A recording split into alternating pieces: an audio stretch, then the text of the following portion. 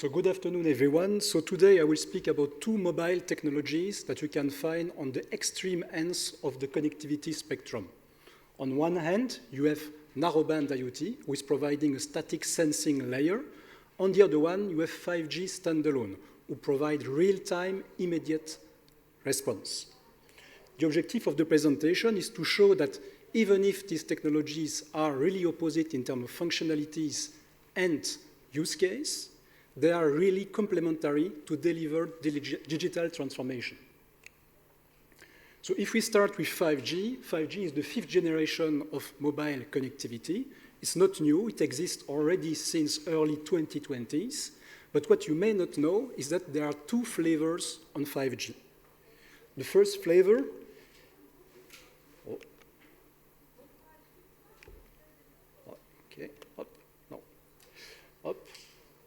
again. Okay. The first flavor is what we call 5G non-standalone.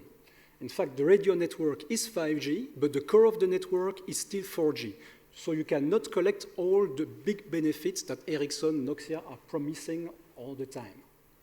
If you would like to move to, I would say, the real 5G, it's 5G standalone. You need to upgrade the core of the network, which is the intelligence behind the network.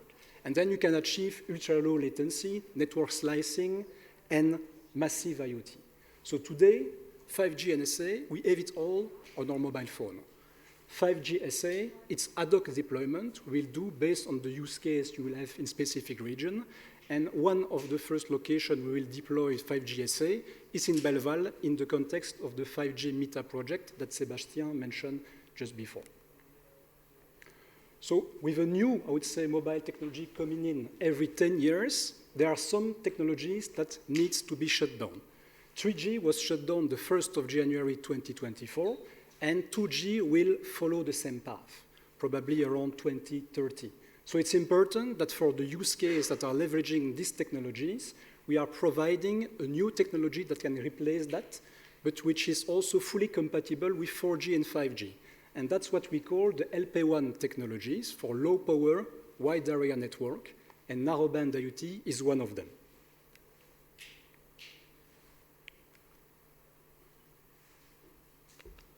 Okay. So if we compare the two technologies in terms of functionality, it's really the opposite. On 5G, the focus is really on the speed to make sure that we can deliver really high broadband. What is really important as well is the latency. We want to achieve ultra-low latency. The downside is that the cost of the device are still really expensive and the power consumption is really, really high. On the opposite end, we have narrowband IoT. The cost of the device is really low because it's really simple technology. The focus is put on the power efficiency. So just as an example, with, I would say, a sensor operating on narrowband IoT, the battery can last 10 years. With 4G or 5G, it's rather 1 or 2 weeks. The coverage is also really important. We will improve the penetration inside the building, which is really important to, I would say, everything around smart metering.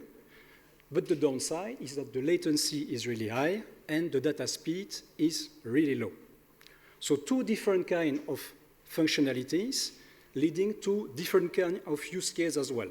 For 5G standalone, we are targeting all the autonomous grounded vehicle in the factories to move pieces from one place of the factory to another. We operate as well remotely some drones to deliver some parcel or to conduct situational awareness in case of an incident. You have everything around robotic arms in the factory, telemedicine, remote surgery, and for sure, autonomous shuttles. For narrowband IoT, that's completely different. What we are targeting as a use case is everything around smart metering. So to read and to communicate, I would say, your consumption in terms of water, electricity, or gas. All the use case linked to smart cities. So if you want to adapt automatically the public lighting based on the luminosity you have outside, if you want to count the people in an event, or if you want to assess the level of CO2 on a specific event. You have everything around also smart parking, smart infrastructure, and smart agriculture. So the narrowband IoT is deployed already in Luxembourg since July 2024, and is ready to use for all these kind of use cases. So I told you at the beginning, these two technologies are really converging to help us to conduct the real digital transformation. So imagine that you are managing a power plant. You have equipped your power plant with sensors everywhere. At specific time, you are not really lucky. There is, I would say, a short circuit in one of the power generator. With narrowband IoT, you will be able to detect that the heat is coming at a certain level, which is not normal. It will trigger, I would say, an alert in the control system, and within few seconds, you will be able to have a drone that is taking off to see what is going on. Okay? This drone will fly autonomously via 5G on the location of the incident, and this drone is equipped as well with high-definition camera. The drone will take some videos. The video will be sent in the cloud autonomously via 5G for analysis. You have AI in the cloud that will run, I would say, and decipher the image and the pictures, and identify what is the situation you are encountering on this incident. Based on that, the humans will be put in the loop, and the drone will be able to stream all the video flow in real time to these humans for them to take decision. They will be able to trigger with 5G a fire extinguisher. They will deploy some people on site to make sure that you can repair what was destroyed. And what is really as well important is that you can maintain the drone in the air to make sure that you have situational awareness to solve the incident. At the end, the drone is coming back to its base to be recharged, and an incident report is automatically designed with the evolution of the temperature of the sensor, with the pictures taken by the drone and the different actions taken by the human. So in terms of conclusion, we will see more and more in the future objects that communicate with each other, that are deciding, acting based on the data they will collect. And what is the most important is that with only one technology, you won't be able to achieve all the fruits of the digital transformation.